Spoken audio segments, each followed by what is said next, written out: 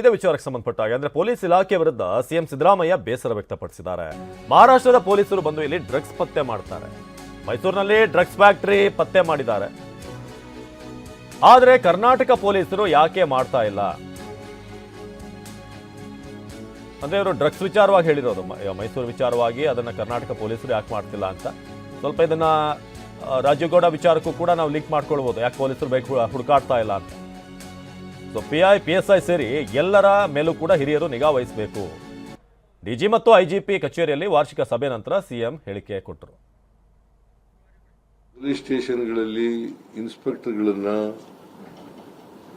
ಸಬ್ ಇನ್ಸ್ಪೆಕ್ಟರ್ಗಳನ್ನ, DYSPಗಳನ್ನ ಅವರು ಜಾಗರೂಕತೆಯಿಂದ ಕೆಲಸ ಮಾಡ್ತಾ ಇದಾರೋ ಇಲ್ಲವೋ ಅಂತಕ್ಕಂಥ ನಿಗಾ ಇಡ್ತಕ್ಕಂಥ ಕೆಲಸವನ್ನ SPಗಳು ಮತ್ತು ಮೇಲಾಧಿಕಾರಿಗಳು ಇಡಬೇಕು ಅಂತಕ್ಕಂಥ ಮಾತುಗಳನ್ನು ಹೇಳಿದ್ದೇನೆ.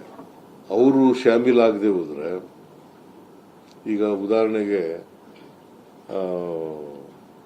ಬೆಂಗಳೂರಿನಿಂದ ಬಂದು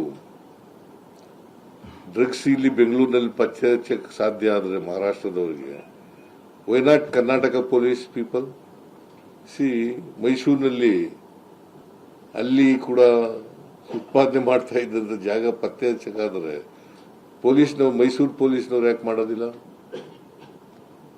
so it is A failure on the part of the police, Karnataka police.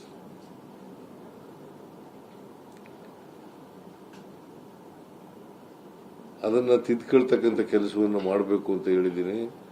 ಅದು ಯಾರು ಸಂಬಂಧಪಟ್ಟಂತ ಪೊಲೀಸ್ನವರು ಇದಾರಲ್ಲ ಅವ್ರ ಮೇಲೆ ಕಠಿಣವಾದಂಥ ಕ್ರಮ ತಗೊಳ್ಬೇಕು ಅಂತ ಹೇಳಿದ್ದೀನಿ.